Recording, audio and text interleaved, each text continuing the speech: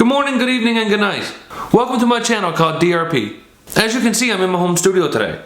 I'm going to record a video on the Ibanez TS9 Tube Screamer. Given the blaring success of the Tube Screamer, I think it's appropriate to start off my Breaking Down the Music series with the TS9. I'm going to briefly cover its features and some of its characteristics, so you can replicate this best as possible with your setup. Or if you don't currently own the pedal, to give you an idea of what could be possible, and what sounds you could achieve.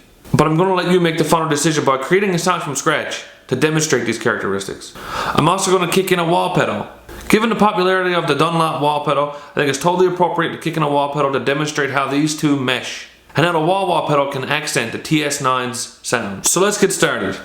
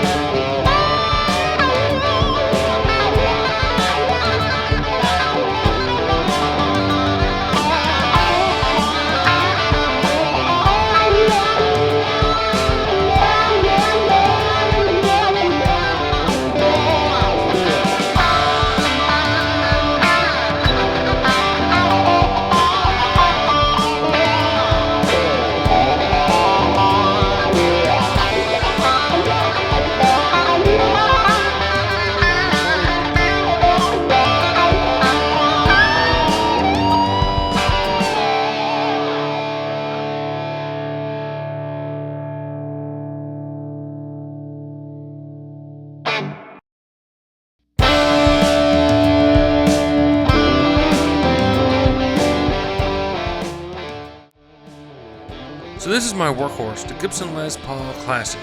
This is a 2012 model, and its finish is the Heritage Sunburst. I use this as my daily guitar.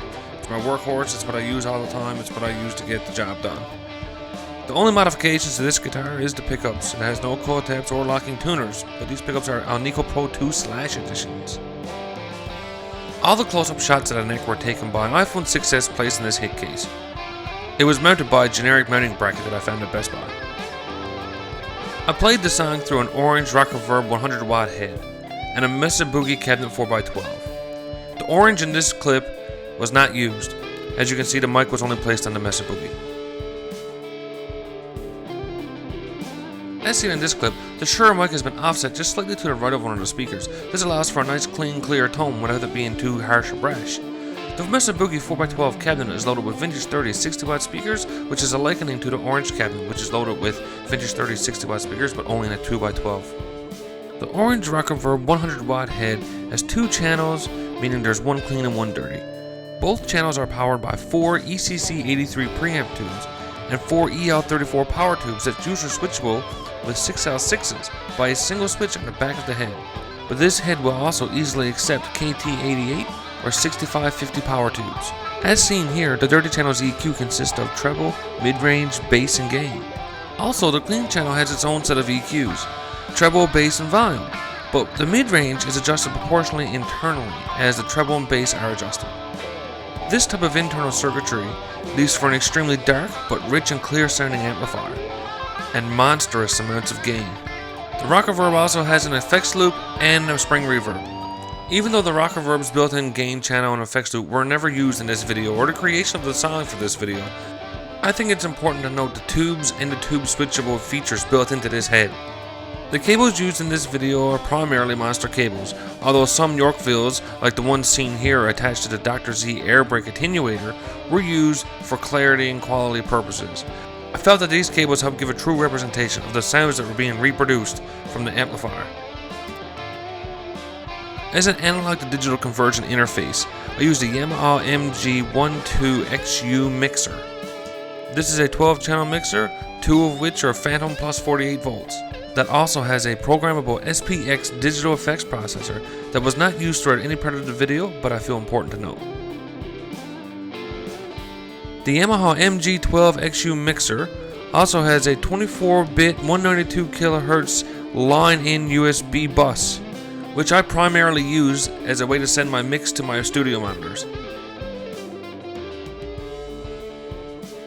As a representation of real-world expectations for the mix, I like to use these Marshall headphones, as the goal when referencing with these is not to be flat, but to understand the mix when it's colored from different audio sources. My primary studio monitors are Yamaha's HS8 and HS5 series studio monitor, coupled with my primary computing interface, the MacBook Pro 13-inch Retina and GarageBand or Logic Pro.